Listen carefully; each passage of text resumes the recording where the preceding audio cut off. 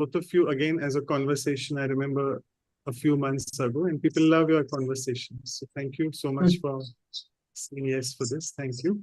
And before I pass it on to both of you, and before I pass it on to Sister Taran as well, it's my duty to introduce both of you to our audience. As always, Brother Ashish just has a very brief 1 or 2 liners about his Lokik engagements. And Sister Dipti is not new to us, but she's been a teacher and a student as well at the Brahma Kumaris in South Africa for past 36 years. And she served as the National Coordinator for Living Values, which was an educational program for Southern Africa. She's also the coordinator at the center in Johannesburg.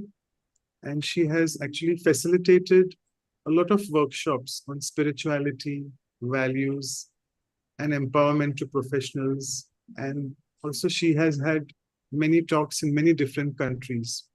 She's also, if you all know very well, there's a project in the Brahma Kumaris called IYF, the International Youth Forum. So she's also the coordinator and part of the core team for that program as well. And actually, she is an edu wellness coach, providing the service for the last 30 years in the field of education. So here we have with us Sister Dipti. And as always, just a few lines about Brother Ashish, a very humble soul and always ready to serve. He serves as the coordinator in the Lighthouse Retreat Center down south of UK in Worthing. And he's also a practitioner of Raj Yoga meditations almost 30, 40 years now. And what he says about himself is that the teachings of Raj Yoga have helped him realize the transformative power of meditation and good wishes. And he's full of compassion in his heart. And he says he continues to learn and apply these teachings, the practical teachings, across all aspects of his life. And he works as a sales leader for an IT company, which is responsible for business growth and developing enterprise client relationships. So with this brief biodata of Brother Ashish, let's move on to the small poem which I always have for our dear guests. So both Sister Dipti and Brother Ashish, you can see, are indeed so decent. And I must say it's a spiritual decency. That's because from inside they are very innocent. In an interview which was conducted very recent, they said, try to remain always in the present, because life is indeed gifted to us as a present, where we have no scope to remorse or resent. Because all of us are actually in the stage of ascent, though it appears that the world is in the stage of descent. Living in this age, let's stop playing the game of appeasement, because people will always be in the mode of disagreement. So let's now, with the Supreme, have this permanent engagement and enjoy his spiritual company each and every moment. So thank you so much, both of you, once again. And I'd request Sister Taran to welcome them with flowers. Over to you, Sister Taran. Thank you, brother. And good morning, good evening, good afternoon. On behalf of Sister Claudia and our whole team and all the listeners and viewers, I'd like to welcome both of you with this beautiful plant. Please receive this. And this is a plant symbolizing spring is coming. It's bright, just like both of your smiles. And we'll plant them in a couple of weeks with your remembrance, and always will remind us. And I know you will both brighten our horizon with today's topic. So welcome and thank you. Sister Seven. Thank you. Thank you. So before I give it to both of you, so I was requested to, I'm doing it for the first time. I normally don't create context for the talks, but I was requested to do. So I think all of us know about decency in a very outwardly way, and we are pretty decent in our conversations with each other. But I think today we have Senior Raj Yogis with us, and we want to explore I must say, the word called spiritual decency. And also, if I can pick upon a few spiritual words which are taught here at Brahma Kumaris, here the supreme versions tell us that whenever you speak the truth, make sure the truth is not bitter. It's in a proper mannerism, it's in a decent manner.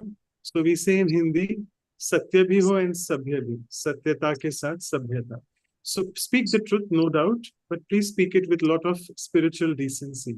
So I think let us try to look at today from the conversation this internal aspect of how internally we can be decent, which will then definitely show up on an external aspect without fail. So I would pass it on to both of them. And before that, also a few housekeeping instructions. If you all can just click on the interpretation icon and click the language you want to listen to in. And as always, the first almost 55 minutes to 1 hour would be the conversation. And then if you have any questions, please send it on to me directly in the chat box. And then we'll have 15 minutes Q&A after that. And then the closing meditation and announcements. So over to you both. Thank you. Thank you, Manoj Bhai, and thank you all for that really lovely and warm greeting and welcome, really. It's a very royal way to introduce us, so yeah, very touched. We were just having a conversation about this topic, or this quality, because it really embodies so many different aspects and different virtues. So part of our conversation today, which we will free flow and see where it takes us, will really cover aspects that this one term decency embodies. And I think many of us, when we think of this term decency, maybe some of the qualities that come to mind are qualities like honesty, having good manners, a real sense of knowing what is right and what is wrong.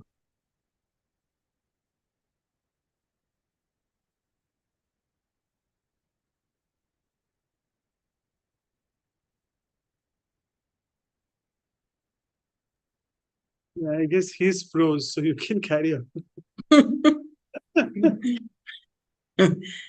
Is at the moment being absorbed in the thoughts. So yeah, I think when we talk about the whole energy of decency, I really like this topic because I think really in life we have to go through many things. But how we go through things is very, very important.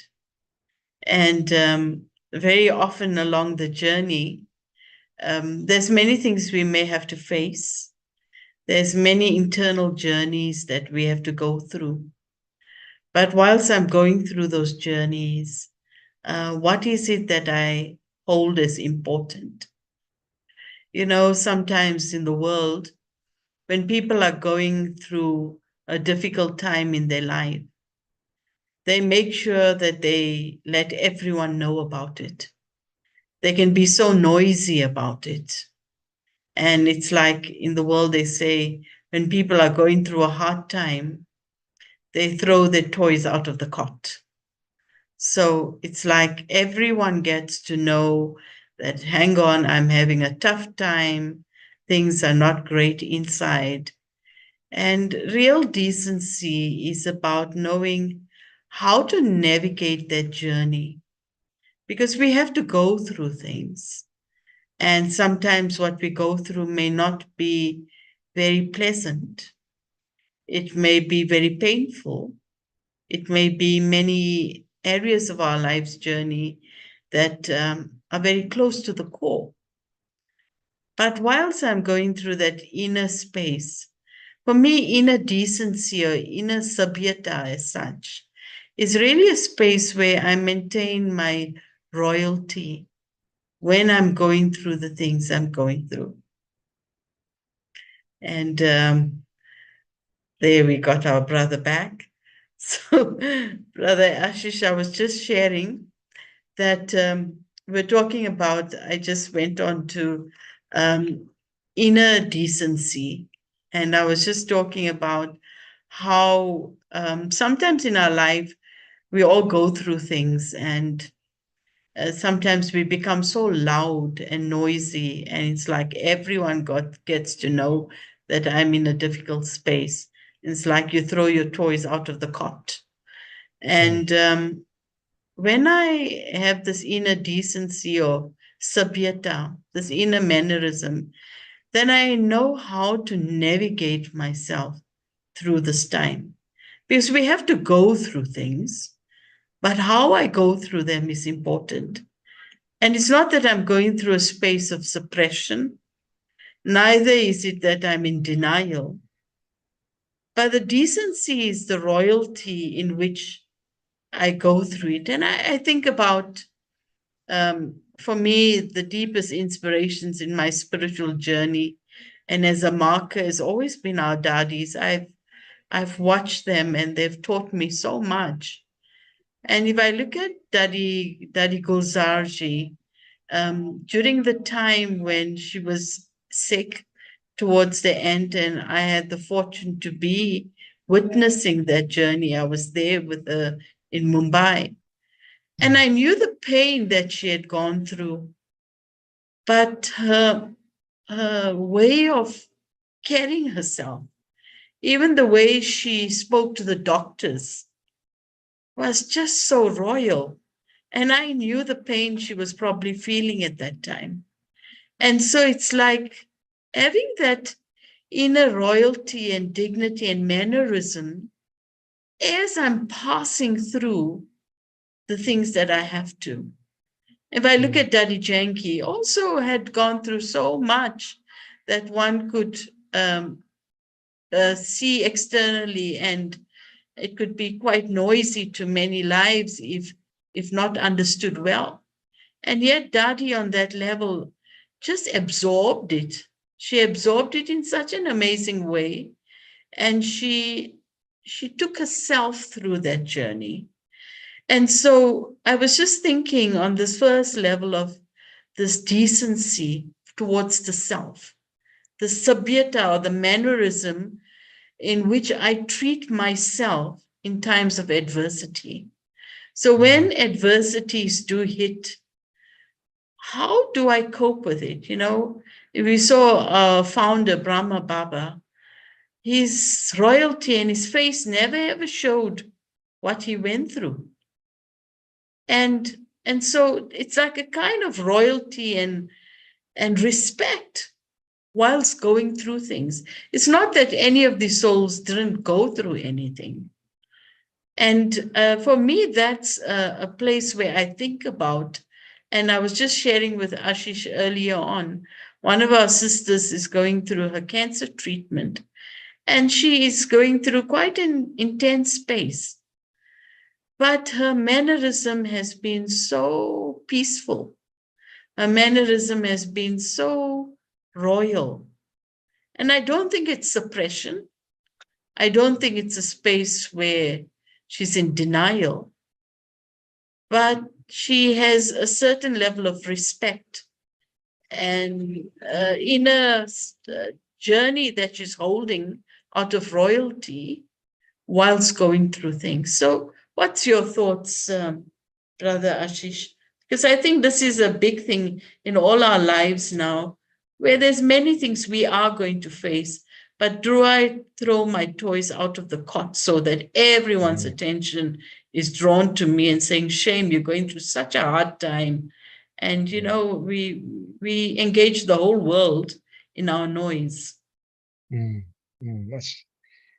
think it's a really interesting scenario that you've just painted, because intensity is something perhaps everyone is going through at the moment at a new level, some crisis or another that is rocking people's world. And I think as you were sharing this example of this sister, one of the first things that came to my mind was that there is power in the soul, and that strength is allowing her the space to really be detached from her pain. So there is pain, but there is no suffering. And I think you know, we always use this term, don't we? Suffering is optional, or we've heard it maybe, and pain is going to come into our lives. But when pain turns into suffering, we're taking sorrow from it. And so I think when we're in our self-respect and we are beginning to face difficult situations, yes, pain is going to be part of the process. But when pain turns into suffering, it's a sign that I have now started to lose my spiritual power. And so maintaining that spiritual power is really important, because as soon as I start to take sorrow, we know this other expression, don't we? Hurt people, where any pain that we ingest into our hearts, into our minds, will then find a way in our expression, in our attitudes, in our vision, in our interaction. And all of a sudden we move from a space of being cooperative, respectful, to being impatient, to being agitated, to being, you know, short and forceful with others, controlling with others. So that royalty in our behavior and attitudes immediately shifts the moment we experience pain. And so I think for me, it's a couple of things. One is, how do I build this capacity to strengthen myself, and so that I don't experience this pain internally? And yes, influence will keep coming in our lives, but as we strengthen ourselves, then we can be less influenced. We can remain more tolerant and more accommodating to situations that we are facing. And I know that from my own experience in the last year, where the intensity was so significant, with so many different things coming into my life. I did absorb, but probably not to the extent that I would have done many years ago. And still, I knew the attention that I needed to pay to myself in order to step back, really deeply reflect on exactly the experiences I've had, and to tune into my emotions and feelings. And until I have done that and let go of what I've absorbed in these situations, then actually it's going to spread, it's going to affect others, it's going to create tiredness in others. And I noticed this because, you know, I lost someone really close to me, and it's the first time I've ever experienced this feeling of grief. And one of the things I realized was I hadn't anticipated the effect grief would have on the people that are close to me, and the effect that will then have on me as a result. It wasn't necessarily losing the person that created, I guess, the storms. It was more the vibration that other people were emitting around me, because they couldn't handle it, that had much more of an effect on me. And so there was a real understanding, actually, that there is a need to be even more attentive to not being influenced. And so I think when we're able to stay in our self-respect and not absorb the intensity of situations, and that's not going to be the case all the time, then we're able to then, you know, bring this the aspects of decency out in our interactions. Yeah. We will be much more honest without being brutal. There'll be much more love present, things like that. So just a few things that I wanted to pick up from what you'd shared, which I thought. So I suppose then the first energy that we deal with in the whole journey of decency is our self-respect, right? Because this is what really came up. I can't be decent towards myself or anyone else until I have nurtured deep, deep self-respect. And as I nurture that self-respect, I develop that inner power that you were talking about. So that inner power gives me the resilience to be able to express in the right way. And so I maintain my mannerism. And as you were saying, whilst things are happening, I don't lose my patience.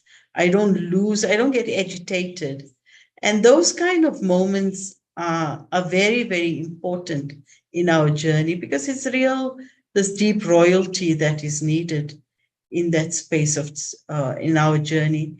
And I think also when we talk about just for me, one of the tools that helped me to be able to hold that space authentically is I journal every night, and you probably hear this in every talk that I share, or what in our in Brahma Kumaris we say, I keep my chart, and that's my life force, you know. And I find that when I'm able to do that, I can really clean out the inside. Because if I'm not cleaning out the inside, it's going to express itself. And no matter then, I'm trying to put a Band-Aid on how I'm feeling. I'm putting a Band-Aid on the way I'm expressing myself so that nobody notices much. My vibrations are going to be felt, you know, as you were saying. So I may not say anything, but they can feel a heaviness in my vibration. And that in itself does many things. So I really find one of the ways as a practical tool to develop that inner royalty, that inner decency of being in that way, is to clean that space regularly. And I find really when I journal and I write in that way, then the heart is clean. It's not that the problem has gone away. It's not that the situation has changed, but every time as I have offloaded in the right place, and I need to offload in the right place. When I've offloaded, this heart is lighter and I feel cleaner inside. And therefore I can then navigate my journey with that royalty. And I mean, I've seen it in our seniors, and I've seen it even with my peers, and they've also taught me so much as when things went by, that we do go through things, but real decency is don't throw your toys out of the cot. Go through it with royalty, you know? Yeah. Because otherwise everyone, and then you're dealing with the double space there. Yeah. Yeah. It's true. So It's interesting when you were talking. It's sometimes we can use this term reactive honesty, where from a space of reaction, I decide I want to be honest with somebody, but actually that honesty hasn't got 1 ounce of love. yeah. And so what the other person is experiencing is, this is what, you know, I am being honest about what I think of you, right? Yeah. And actually all we're projecting is violence, judgment, criticism, and it creates a space of hurt in somebody else because simply we are holding on to hurt. So I really appreciated you sharing this practice of journaling, because I think it's a practice that's really close to my heart, and one that I think challenges me even to be deeply honest. And I think the more honest you are, the deeper your honesty becomes, right? Yeah. Because when else And you do we see the have this layers of that opportunity? honesty, and you realize your honesty wasn't honest enough. No, You have to- and this is it. This is exactly it. Yeah. How honest am I really?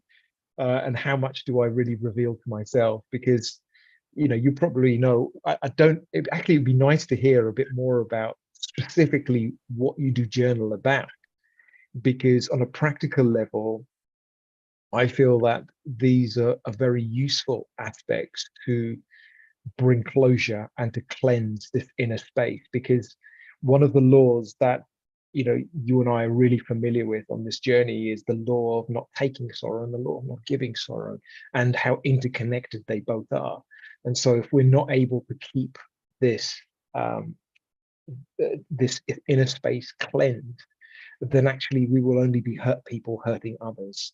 So yeah, maybe if you could just share So some of the things and part of ways you journal. I find when I'm journaling in that first aspect, if we're talking about decency with the self, I write, well, my journal is usually a letter to God. So I say to Baba, I feel. And as I write, I feel, lots of things come out. That I feel, just the word I feel, is such an important aspect of of that inner cleansing. And I just then don't think too much. I allow my pen to flow. Baba, I feel, and I write, and I write. And that is such an important space, because otherwise you are still so calculated and you are still so specific. And there are certain feelings you don't want to touch, but they are there. And I find that when you just write, you do that automated writing, the heart becomes cleaner and lighter. The sign that you've offloaded properly is your heart became lighter, but it's done in the right place. When it's done in front of God, you are in front of a powerhouse that's like just taking away those things that you have released. Because Baba's really like an incinerator. You just put it there, and Baba is a purifier. So God is a purifier. So I need to allow that energy to be in that purification, so that the way I deal with myself in that moment is an important one. Yeah. And it's almost like the self-respect of knowing that I'm not a dustbin, that I do not retain anything that is unclean, because my true self is one of goodness, right? And I think when I can really respect that within myself, then it's actually one of the biggest gifts that I can give myself is to perform that cleansing. Yeah. So that's, I think, the first area that I'm thinking about today, where the decency towards the self is that royalty and the mannerism in which I journey through my space. But then that takes us to the second step then of my relation then with people. So it's like when I'm able to work on myself and go through life with dignity and royalty and peace, regardless of what is happening. Not out of suppression, not out of quietness, but I'm taking an inner strength and self-respect, and I'm going through this space powerfully in my sabhyata. You know, like Daddy used to always say, Maryada Mero, stay in your Maryada. Don't step out of that. So no matter what you're going through, don't now be noisy. Embrace it with power, embrace it with dignity, embrace it with the fullness of who you are. And that's the decency with which I go through it. But then that takes me to that next step with my relationship with others. And again, here, I think that we would like to have honest, transparent, authentic relationships with the people in our lives. But along the way, we also know that not all relationships are perfect. And therefore, in our relationships, there may be challenges. And we look at certain things, and sometimes people go through that mode of being nice. They say, no, I must be very nice in the relationship. But nice doesn't always mean honest. And nice, maybe you're being nice out of fear. You're being nice out of many energies that are unhealthy.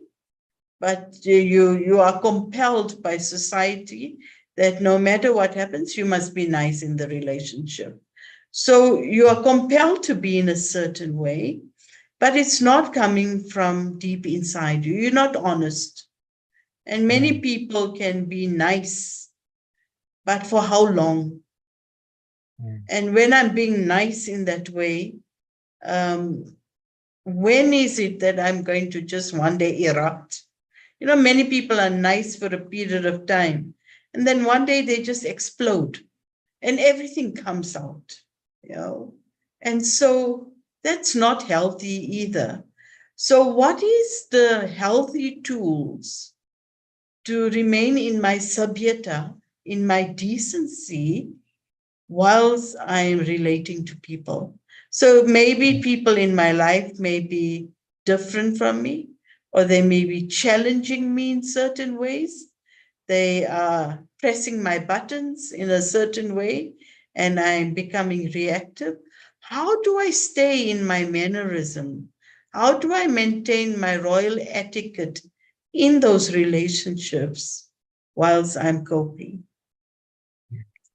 So for me, some of the things that has helped me, I always think about it that as a child, I grew up literally alone. So I was like a princess in my home and I never had to deal with so many people in my life. There was just mom and dad, and there was this princess that had a whole world in her presence. And then I moved into the center. And the first day I moved in the center, I moved in with 6 other sisters, and we shared the same room. And all of a sudden, my life was surrounded by so many people. I never knew what my spiritual journey was going to be about. But I mean, immediately I realized I was here for God. And I worked around that space because I knew that these were also souls that were chosen by God. So we had to work together. And I always felt that there were certain things I put in place almost immediately. And the one thing till today that helps me a lot is I say to myself, relationships first, task secondary. Mm-hmm. It's my rule of life. Relationships first, task secondary. If I get my relationship with you right, then what we have to do together is going to grow nicely. So it's like having that, giving that deep attention towards that relationship. The second thing I also found in my journey that helped me to maintain that kind of space is I've always taken time to understand people. I've not just, I've really taken time and understood the people I have to live with. And I try my best to dance with them. You know, my journey, I love Indian classical dancing. And since a child, I used to do Indian classical dancing. And my teacher told me as a child when I was dancing, my teacher told me that do not start dancing until you understand another dancer's rhythm. Because if you don't understand the rhythm, you're going to step on their toes. Mm. And that had been the most valuable lesson for me, that before I dance with you, let me understand your rhythm. Because if I understand your rhythm, I won't step on your toes. Mm. And so really taking time to understand where people come from. If I think about just in the center where I stay, and the two of us, 2 sisters, we coordinate together, myself and Sister Pratibha. And I'm a hearts person, and she's strategic, you know. She's visionary, she's strategic, and I'm a sustainer. But I understand how 2 of us have to work together. And we dance together. We dance beautifully together because we understand I use her strength and she uses my strength. And when we are able to do that, there's dignity in the relationship. We are able to operate from the fullness of who we are rather than being compromised because we are so different. And so I think certain things like that, when we take time to understand rhythms, we value certain principles, then the relationship can be honest, authentic, and transparent. Because if it's not honest, authentic, and transparent, there will be a time where I'm going to step over the line and it's not going to be nice. It's interesting because what you're saying is that you see value in another's specialities and qualities, and you know, as you were talking, this talk title came into my head, which is from comparison to compliment, to being able to compliment with somebody. And I think that is an aspect of decency, right? Where you're really able to mold and adjust yourself seeing the value that you can bring, but seeing the value that others can bring. And so we then start to want to work together with people in a cooperative spirit, because without that, it's always about, this isn't appropriate, or this isn't right, or I don't see that you've done this correctly, or done that correctly.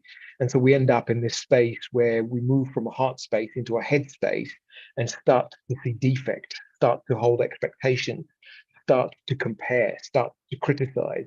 And so we always end up being a victim in these sorts of relationships.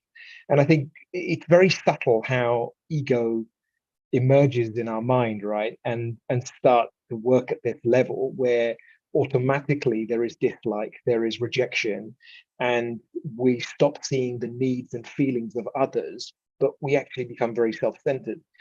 And I feel that is a maturity process, but actually one that also requires us to maintain cleanliness, because I remember Daddy Janki once saying, everything starts with the heart. Everything starts with that. I'll never forget that. The emphasis she placed on the heart was so significant, because once the heart space is polluted, then actually all of these aspects of comparison, criticism, complaining, condemning others just emerges very naturally for us.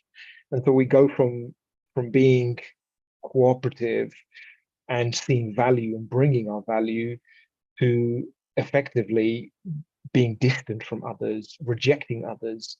And sometimes we may not necessarily see that. And I remember, I think when I went through a phase where, I wasn't addressing the internal pain that I'd experienced in my life. And as a result of that, I just started becoming a little bit grouchy in my relationships. And when you're becoming grouchy in your relationships, because all of a sudden, it can emerge in very subtle forms, in very royal forms, not necessarily in ways that you insult someone straight away, but you may decide that you ignore what they say, or you kind of avoid them in subtle ways because there's something you don't like about them. And so this form of subtle rejection, I felt, was quite a big thing for me to observe during this phase in my life, because it really reflected my own anger back at me. And everything stemmed from anger. Everything stemmed from not really understanding the depth of anger that I was holding on to in my life for whatever reason. It may have been multiple reasons. And this anger was polluting my heart. And I think, if there's one thing that I know I've had to pay a lot of attention to, is seeing signs of internal anger. I can see signs of external anger. I think we understand external anger, but internal anger is really difficult to begin to tune into. And I think that stops us from being honest with ourselves, stops us from being decent with ourselves, and stops us from being decent in our interactions with others. I don't know what your thoughts are on this topic of anger, particularly, how subtle its form is, but how significant, its power is inside of us. So I think sometimes, when we are mindful on our spiritual journey, again, we may not be loud in our expression of our anger and the things that we not happy about, or in that way. But it doesn't mean that it's any less, because our vibrations can be so powerful that people feel it much more than how noisy I could be saying something in words, So I find that we need to be very, very, again, for me, it comes back to my journaling, right? So I then look at my relationships, and I really try and understand them, because I need to make sure that anger is a built-up energy. It's a built-up energy in the soul.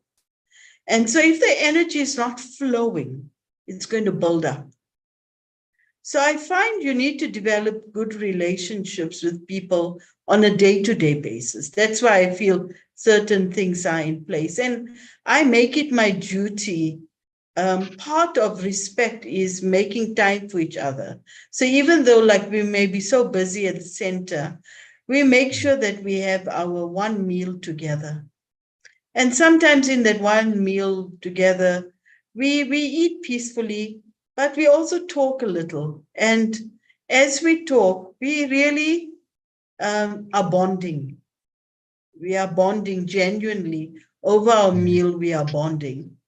And I think it's an investment in a person that then over a period of time supports you in response to certain challenges in relationships. You know, our journey is not about just dealing with challenges. Our journey is about investment in people. I think Brahma Baba invested in every child. If I look at our daddies, they invested their respect, their everything in the lives of all of us. And so because they invested in that space, over a period of time, I can be honest in the journey that I'm going through. You may be hearing music in the background. It's 5:30 traffic control in South Africa. So if you do hear music in the background, it's just our traffic control that is playing. So, you know, just the whole aspect of, again, when relationships are kept healthy, then there's no period of time where there's a build-up. Because when the build-up comes up, that's when we step out of our maryada. That's when we step out of our decency because we become so emotional. And then when that happens, we're not just dealing with that moment, we're dealing with the past. You know, when two people get upset with each other, they're not just dealing with that moment because sorrow and pain exaggerates things. So I say, but you've always done this. And remember last week and last year, and you don't realize it, but all that which is sitting in the soul begins to come out. And that is like when we overstep that line again.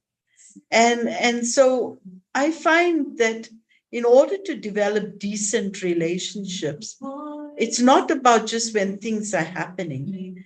It's about investment in relationships. And it's about investment in relationships daily. And my investment is not because I have an agenda, but I value who you are because you are also on this journey with me. And the more and more I deepen that recognition of who you are with me on the journey, I have the capacity to respond to you with that level of respect. But if I haven't recognized you, and if I've never had the ability to know how to invest in you, my so-called sabhyata or decency in the relationship with you is going to be superficial. It's just going to be nice. And I'm going to try and cope as much as I can. But if the anger is building, it's going to keep building inside. And one day it's going to show its face, whether it's outward or vibrationally, where I just become so heavy that people feel it. So for me, the second level of decency, when we talk about decency in relationships, comes from the stemming point of recognizing who you are. Let me recognize who you are and let me invest in who you are. Then my relationship with you automatically becomes royal. My relationship with you automatically becomes dignified. My mannerism with you becomes high, of a highest level, because I've recognized who you are.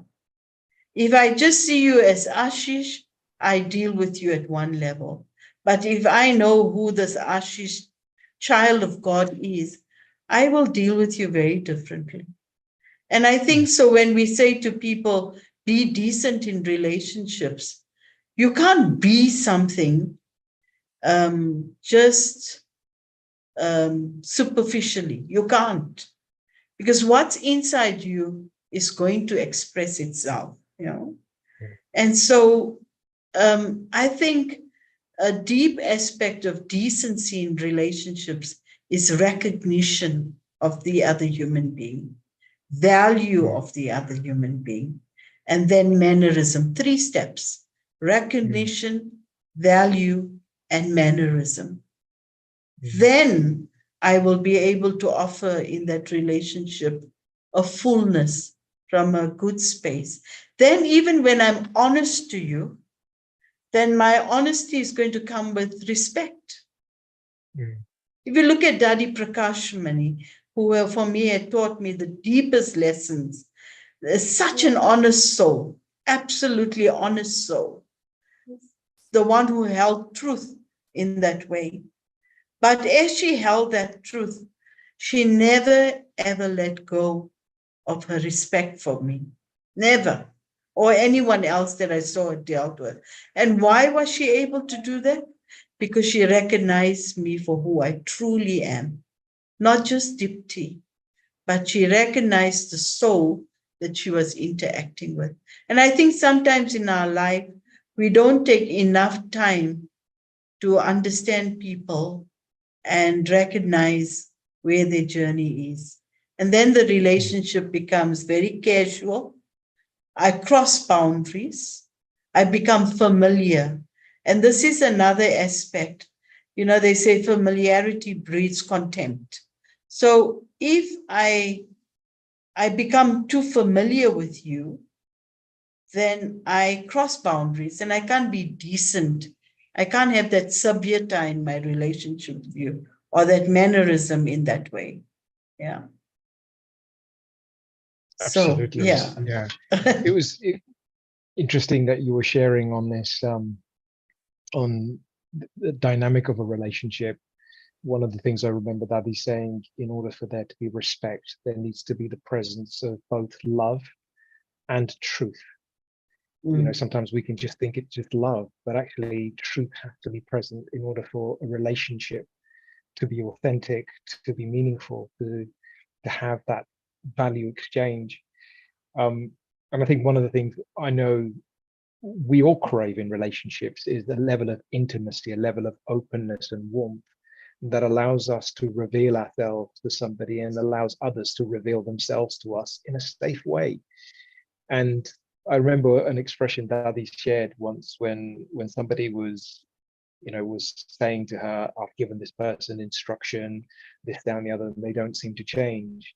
And Daddy just said something to them, and it really struck me. She said, does the other trust your love for them?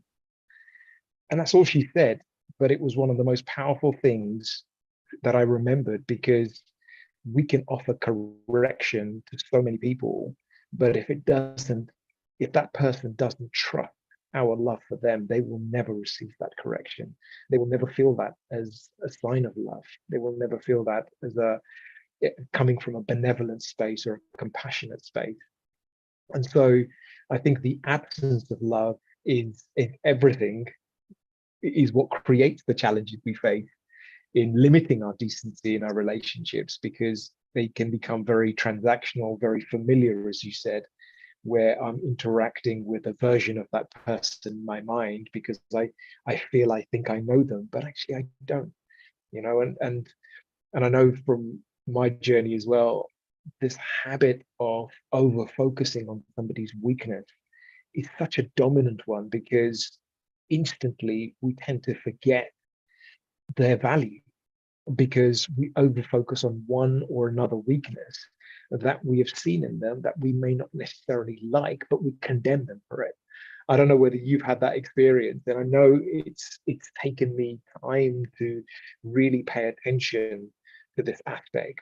There are challenges that people are going through, and I have to mentally reframe myself from allowing my drishti to drop and see their weaknesses, because I know it's going to shape and change my attitude towards them in some way. So that, I know that was one aspect of it. I think another aspect was expectations, where we can really hold a significant number of expectations towards others that we don't realize are the root of our pain.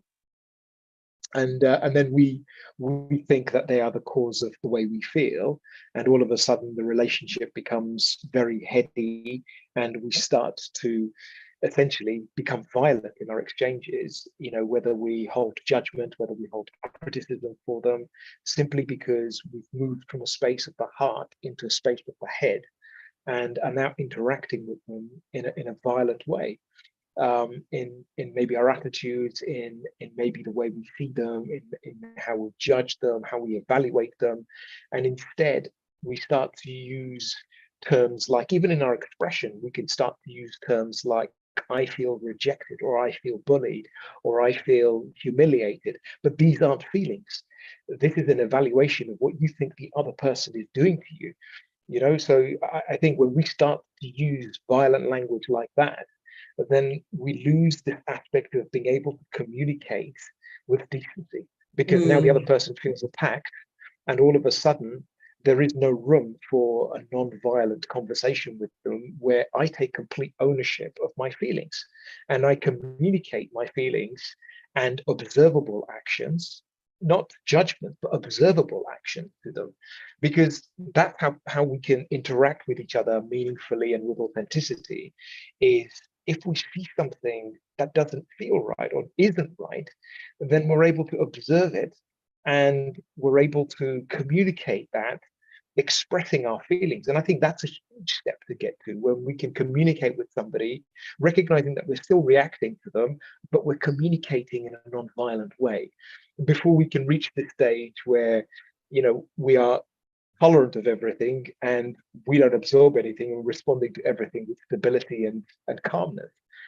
So I don't know what your thoughts are on it, because I've done a lot of work on some of Marshall Rosenberg's teachings on nonviolent communication, and really beginning to understand our relationships in recognizing that we're not here to meet each other's needs, but how do we then communicate our needs in a respectful way, so that we are heard and we can hold a space for empathy for each other, with an open we heart. grow together.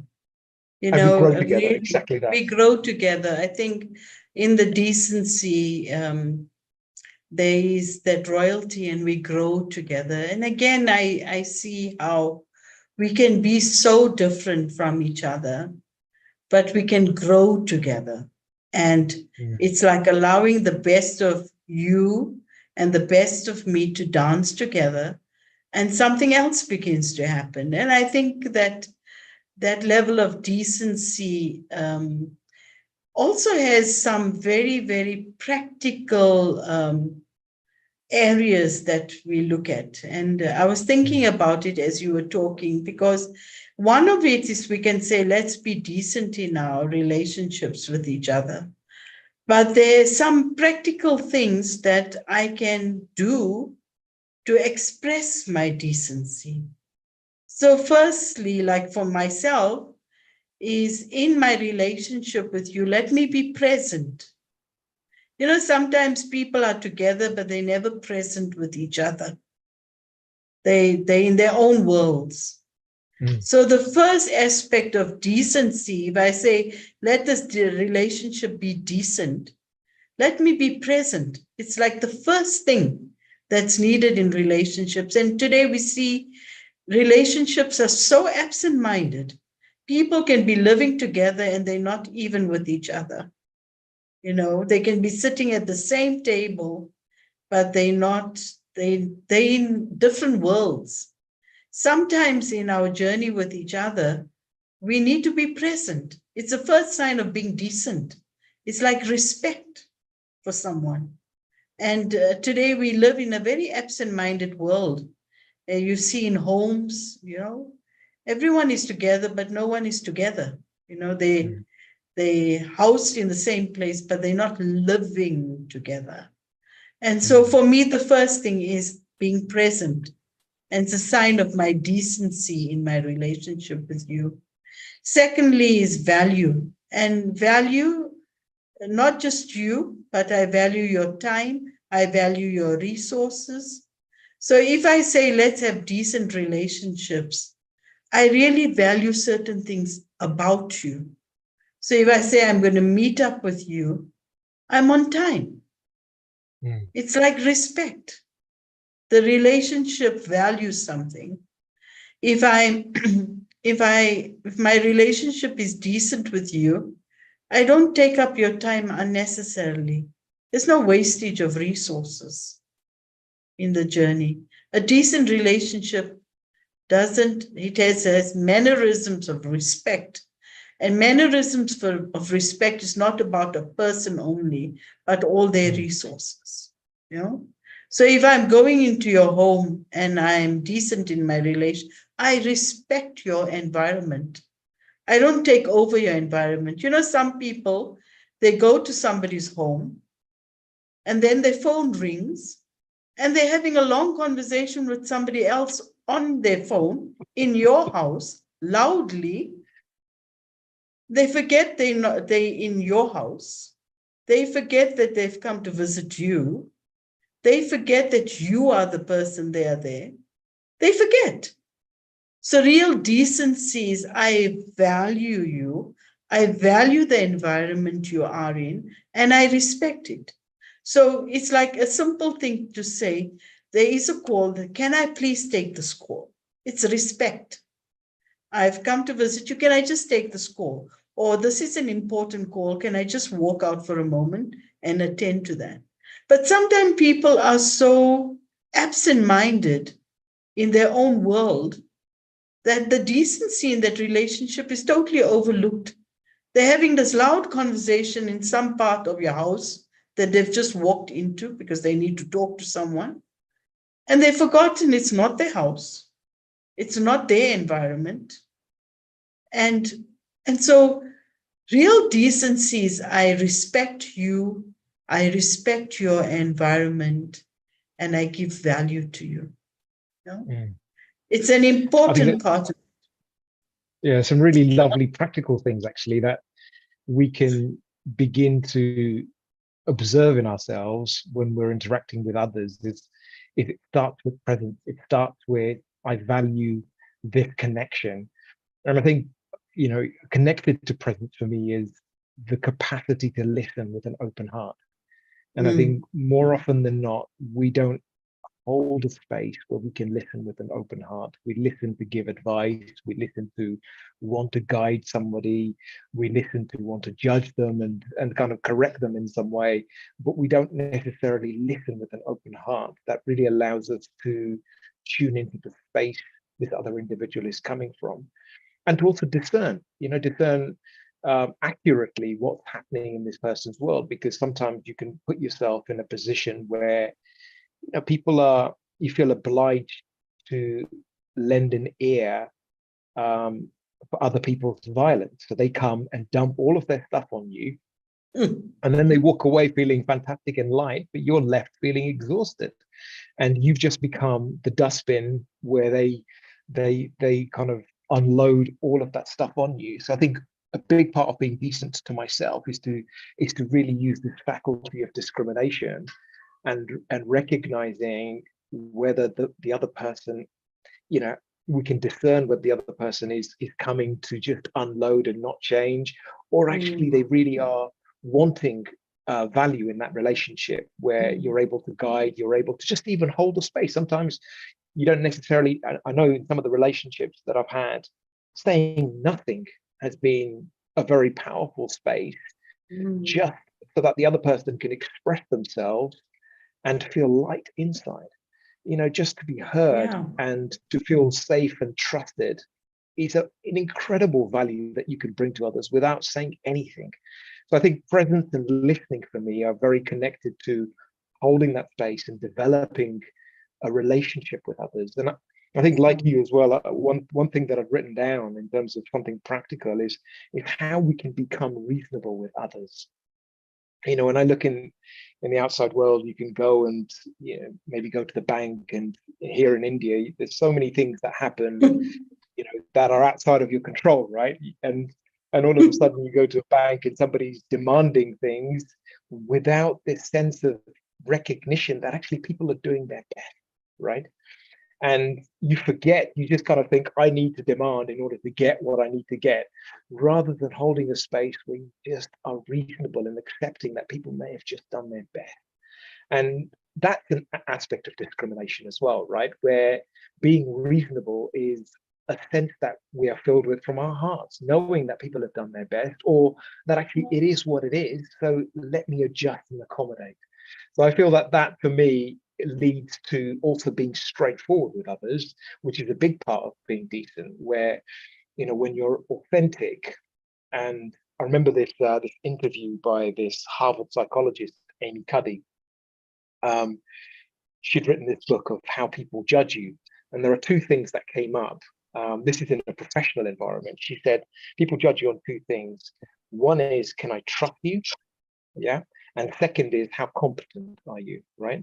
So if the trust factor wasn't there and competence was there, you will not win people over. You may be highly competent, but if you're not trustworthy, people will just not warm to you. And she described trustworthiness as a sense of warmth, a feeling of warmth that you bring into a relationship where instantly somebody trusts you. And I think, like you, being connected to the heart, warmth is connected to the heart. If you're open-hearted and you hold the space of being genuine and caring for somebody, trust is established in a second. And that then sets the tempo of the relationship. You may not necessarily be competent in knowing how to fix or how to help them, but they will trust you. And so I feel that being decent it keeps coming back to the heart for me. Everything seems to point its direction in holding a space where there is love present, where we can give from our hearts, because I know I can't give if it's not from the heart space. And I suppose that heart space has to be recharged. And that's why if I want to develop any virtue and any power, I need to know how to take it. And I really find that is where my connection with God in my silent time really recharges me. And such an important space where the soul can be filled. It's filled with that peace, and it's filled with that self-respect, and it's filled with that love, and it's filled with that warmth. And I think that the value of decency comes out naturally, in a very genuine way in our life, when we just put things in place in our own journey. So it's like when I do the work on the self and really have this living relationship with God and allow that energy really to guide me and support me. The other day something came up and I saw myself and I said to Baba, I do not want to be sensitive. I really don't want to be sensitive. And I went first to God before I went to anyone else. And instantly, I felt his power. Instantly. And I say, thank you so much. You always hold my dignity at heart. Because we are work in process and we're not always going to be 100% perfect. And sometimes things do touch us.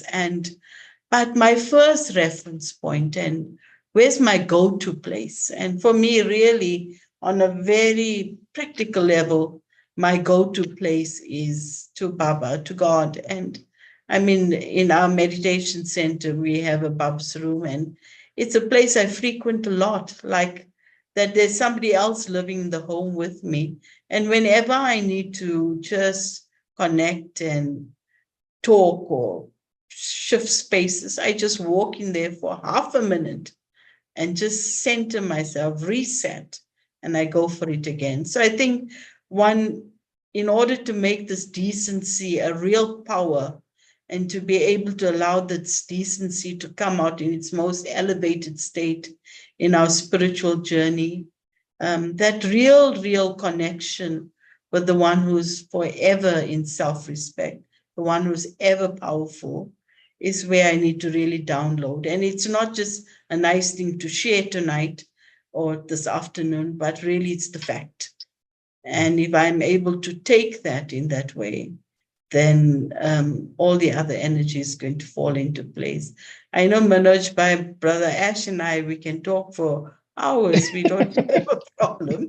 So you have to please guide us and let us know how far to go.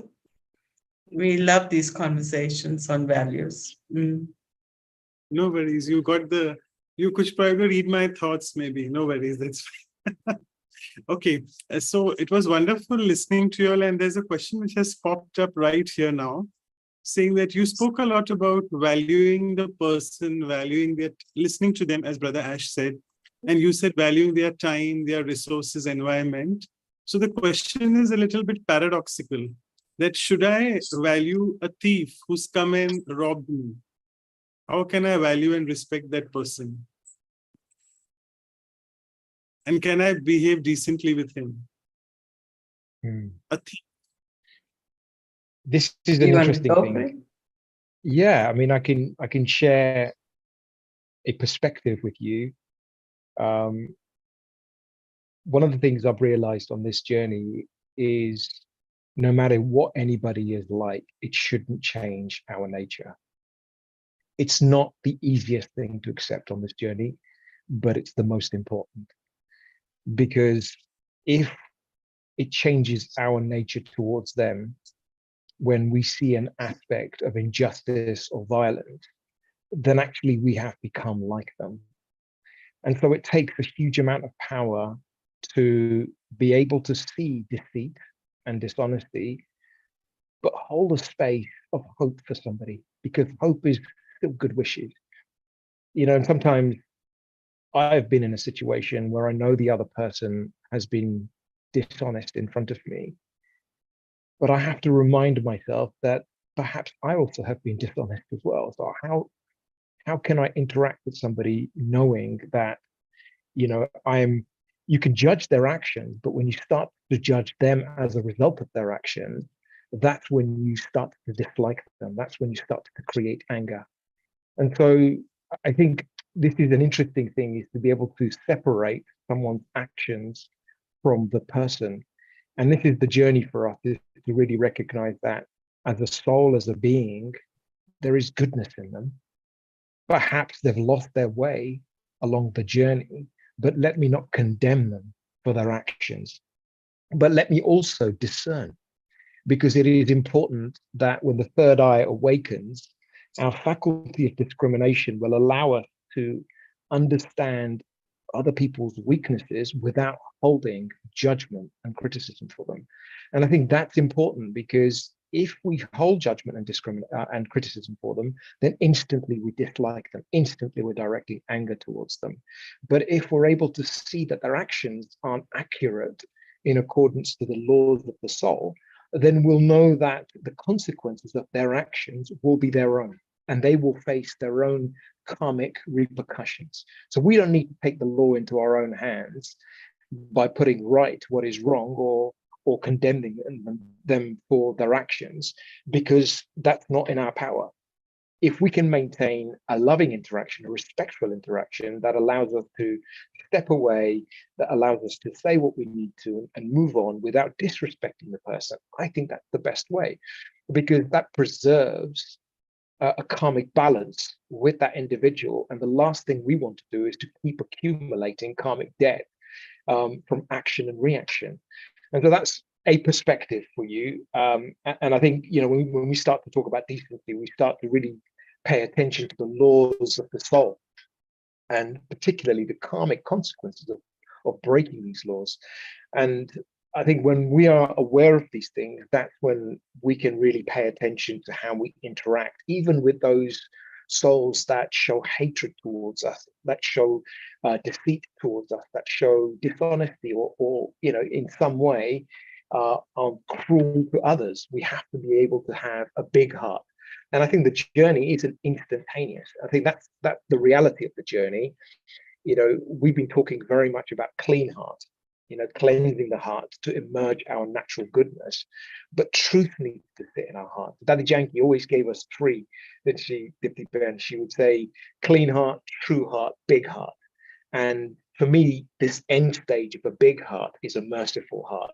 And that requires power. That requires strength to not be influenced by their defeat or be influenced by their wrongness, so that I can hold a space of mercy for them. And mercy is the greatest gift you can give somebody, because it means you can uplift even those that are suffering themselves. So that's And a perspective on it. sometimes, yeah, and sometimes together with that, we have these hearts, and at the same time, not to be naive. So I find you need to have the wisdom of both. Not to be naive means really to know that somebody has a certain tendency, and let me not provide a space where they get tempted to use that tendency even further. So we need to be sensible enough that our heart is big, open, and generous, but I am not providing them a tempted space to journey in their weakness. So the naivety is not what should, I shouldn't be naive. I saw, like, even in our seniors, they may have seen a certain tendency within us that may needed help. And so they never gave up hope in us. They always treated us with respect, but they taught us to have certain things in place so that we don't act on that weakness. So even when somebody's tendency is one that is towards something, we need to support them by not providing them a space of temptation. We need to put certain things in place so that they don't get tempted by their weakness in our journey. So it's like that balance of both that is needed. Yeah. Right. I So hope that speaking, helps to answer that. oh yeah. And speaking of social media, nowadays the question is, the social media is a very easy way to show indecency towards each other. Like, people show you dislikes, or they start commenting on something which you have posted on your post, whichever media you're using. So how do we deal with such indecency? I mean, people go into a war of words online. Obviously, we should not be doing that, but should we just be away from social media fully? Just uninstall those apps? I think we need to know our level of self-respect. And I think that's a very important one, because there will be times that people will share things. And if I take it to heart, then I'm going to be affected. But I also need to know how far, because there's a difference between not getting affected and a difference between not being abused. And I think both are necessary to understand. If there's a space in my journey where somebody in cyberspace is abusing me, I need to have the self-respect to put boundaries in place so that they don't continue.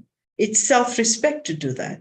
But yet at the same time, if certain things are happening, and I know the potential in that space is that things can get better, then let me just be patient and give that open space for it. But to know the difference between how much my self-respect will take me through that indecency and how much my level of inner capacity is not abused. Because along the spiritual journey, I need to have enough space where I'm not abused. So in the world, people can abuse you, and you need to know when to put a stop to it. But that stop is from a space of self-respect. So if you need to leave an app, leave it. But if you know that that app has potential, then be patient. It's like you need to know that you need that discernment energy of knowing. If I just get reactive and I say, no, the people are all they're so indecent on it, and I get out of that app, but I can see that there could be potential for something, it may settle. Maybe the reaction is towards an event rather than the whole of me. So I'm more wise. But if I know it's crossed the line, then I have a choice. I will not allow myself to be abused. It's my self-respect. Sure. So maybe Brother Ashish can answer something else where we can take maximum questions. Our time is actually running out. As both of you spoke, I think you spoke, Sister Dipti, and Brother Ashish can answer this. That there's a question that you all were speaking about throwing out toys from the cot where people just cry out their emotions loud when in pain. So someone's asking that how can we help? It's a close friend of mine who's got this habit of doing this. How can I sort of help her and show that I can take care of her and love her? Ashish may want to go first, or either ways. Yeah, so I think the first thing we probably need to let go of is this desire to wanting to help others. And I think that is an important step to take, because that desire can lead us to disappointment in a huge way, and impatience. And actually, instead of help, we will find ourselves judging and being critical towards them. And so the first thing to do is to recognize and discern, what this individual is needing. And, if I'm able to discriminate that and I'm not able to provide that, then I'm not ready to help this person. Secondly, I have to discriminate. What am I drawn to? So, whether it's social media or whether it's a person, it doesn't matter. Influence will be affected by these two questions. What am I drawn to, and how am I reacting to it? That will determine the level to which I'm influenced in this interaction or relationship. And if I find myself wanting to try and help, but being influenced by their own issues, then I'm compromised. I cannot help them. And so it is best to discern that for myself and recognize that I need to look after myself first. Yeah, and sometimes detachment is the best way to support somebody, because we can't fix everybody else's issue. Everyone has a karmic story that they come with. They may be close, you may love them, but sometimes the best way to deal with these situations is to protect oneself from the influence of their story. And, I can't emphasize it enough, because we can have this habit of rescuing others, of helping others based on a need of our own. And that doesn't necessarily come from a genuine space. It just comes from, I don't know, maybe a sense of neglect that we've had in our lives that then drives us to try and be of help to others rather than adding value. And I think there's a difference there. You can add value in very subtle ways. And believe you me, and Diptiben's already shared this, but the greatest value we can add is the value of good wishes, because 95% of our communication is vibrational. Only 5% or 10% is words and actions. So words and actions are meaningless when we really think about the vibrational capacity we can hold in our relationships.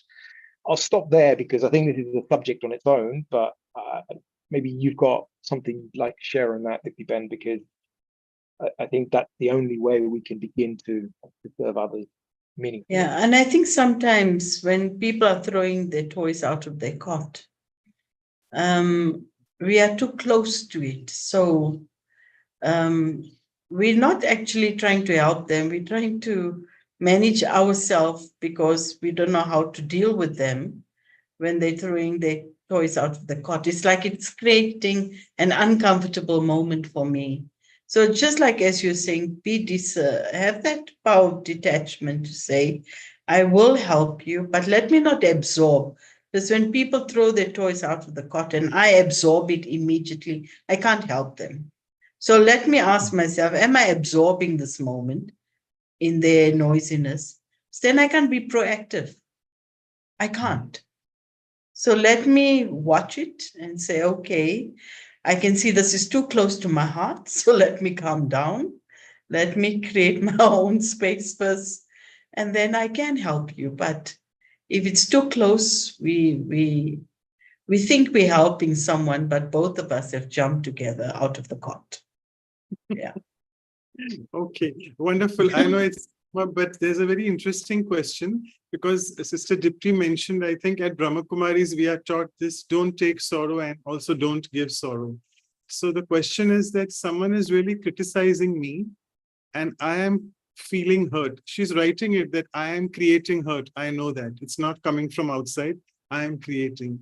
So how do I stop hurting myself when I'm being criticized? Please help.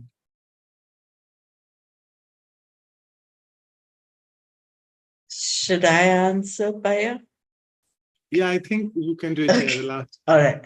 So I think again here, for me, it's about our daily investment in ourselves, because that develops a strong resilience. And so when the sorrow does come, I'm strong enough not to absorb it, because I can theoretically say to myself, I'm not going to take the sorrow, but it's still in headspace. It's already sitting in my heart because my immunity hasn't been strong enough. So the virus came and it entered me. Then I'm living with it and I'm saying to myself, no, I won't take the sorrow, I won't take, but it's already sitting here. So I find it's about developing an immunity. And that immunity is something that I find on a daily basis I have to invest in, because then I won't absorb sorrow. I can't say to myself theoretically, I'm not going to take sorrow. The fact that I'm still saying I'm not going to take, that energy of sorrow is still there. But if I'm not absorbing, because I've developed an immunity that is much more stronger, then when things do happen, I find personally, they have less effect on me. I'm not like working through it, but I think, okay. And literally sometime in my heart, I say, okay, this is how you feel, but I just have love for you. Sorry, I just have love for you. That's it. It's like you can work through something in headspace and you're not really dealing with the real stuff. You're just convincing yourself that I'm not taking sorrow, but you're intellectualizing your moment. But build your immunity. Build your immunity daily, and you won't absorb the sorrow. It's simple for that. For me, that's what works. When I see sorrow coming, I'm saying my immunity is weak. Okay, wonderful. So I think we'll come to a close now, and thank you both of you for your beautiful chit chat and answering the questions so patiently. Over to Sister Claudia for the vote of thanks. Over to you. Om Shanti. Good morning from Vancouver. So, yeah, we had a nice morning here, a little bit of snow coming to ground. So, finishing like Taran said, finishing the winter and spring is coming. Flowers already started growing. So it was very nice to hear both of you about Decency. Actually, I did not know what they are going to talk about. That was kind Neither did I. Yeah, neither did we.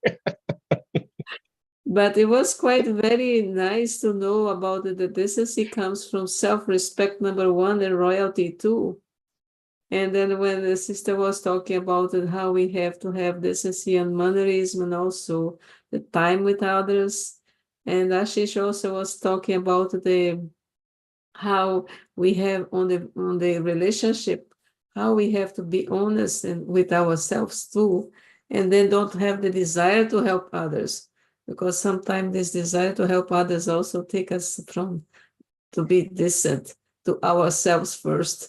So it was kind of a very nice talk. Actually, it was very nice. I took a few points that I wanted to review, and especially when he said, when we go through some trouble in life, life sometimes brings situation where we have to be decent with the other one, accept whatever comes, and do not throw anything to other ones, because then we throw and that energy goes out, and we don't get anything back from them, because they are going to be negative too. So thank you very much for the time from both of you, and hope to hear you again another topic like this. Thank you. Thank you for having us. Thank you so much. And before I move on to the next part, the closing conclusion meditation as well with Sister Dipti. So I'll just do a few announcements. We are actually having a pending silence retreat. We weren't able to do it last Sunday for some reason. So we are completing that, the silence retreat on adjustment. It is happening in 12 hours from now. So kindly join us. These are all the these retreats are based on the Brahma Kumaris teachings, the supreme versions which we cover. And these are beautiful 2 hours silence. In between, there'll be meditation music as well. And you'll have ample of time to go into silence, almost 15-20 minutes without any music, and churn on the Murli teachings, which we will be showing up on the screen as well. And after that, as always, the next weekend, Saturday, would be the workshop on decency. And we have again a very senior Raj Yogi, Sister Wadi, that is Sister Veronica McHugh. She is instrumental in Florida, USA. She's been with us last year as well. So we'll listen to what she has to say on this. And the next episode after decency is efficiency, called Karya Shakti in Hindi, the 16th of March. Appearing close to the eve of Holi, it will be Sister Denise, who will be joining us from France. Again, a very senior Raj Yoga teacher. And these are our websites. And please feel free to share your comments and feedback on them. All these are recorded. And here is the playlist which you can click on for the workshops and the episodes as well. I'll just stop sharing the screen. And now maybe Sister Dipti wants to do a meditation, closing meditation, some guided commentary. Thank you. So I invite you to a quiet, still place within yourself.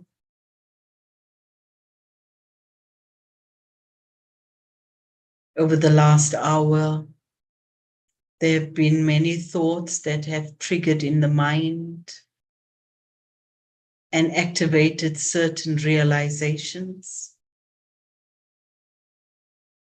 So I use this energy powerfully as I go within and center myself in my original state of being.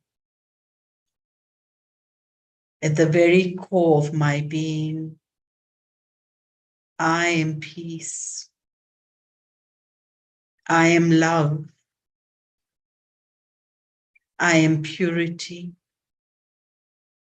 I am joyful. I hold spiritual power.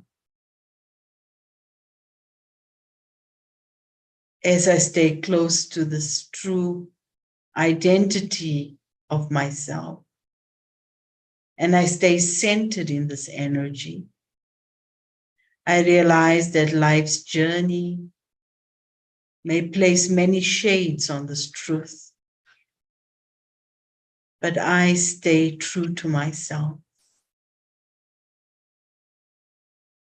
There may be many situations, different people, life that may place a variety of different energies into my space. But I go deep inside myself and I stay true to myself. I know that along this journey, I am supported.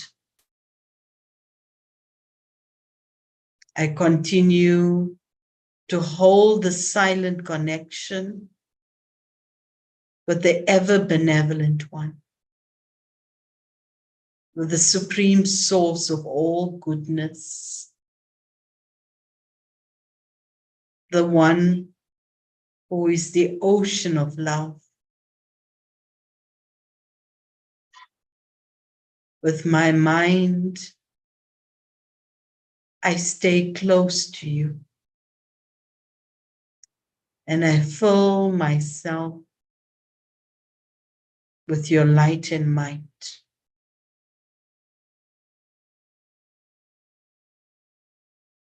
You have given me my self-respect. You have truly taught me how to be.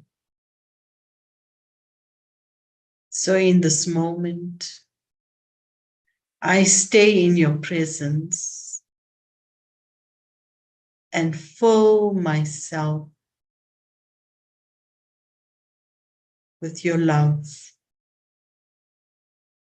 with all your powers. I adorn myself with your virtues, and I become whole once again. When I feel the fullness of my being, when I'm centered in my truth, it is then that I respond to life with dignity, self-respect, authenticity. My dear supreme energy, my life's companion, I stay in connection with you. I absorb and I emit. I am filled and I offer this to all. I stay with you.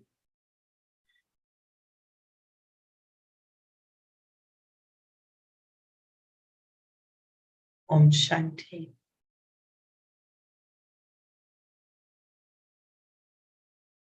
Thank you. So much. So thank you so much, Sister Dipti, and also Brother Ashish, both of you, for your wonderful conversation. Thank you.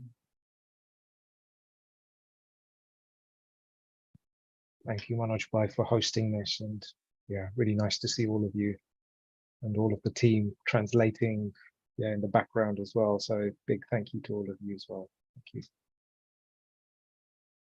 Yeah, Brother Thank Nikhil, you. sorry, if you want to take a quick photograph, do you know how to do that? Yeah, okay. So if all of you Sure, can, Nikhil. because people are usually expecting that photograph, they are opening up the video cameras. So we'll just quickly take a small photograph before we leave. Just one more Sure. minute. Thank you. I think it's done. Okay, thank you. Yeah, I'm done.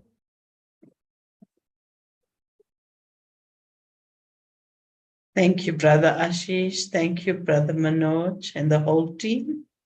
It's been a pleasure to be with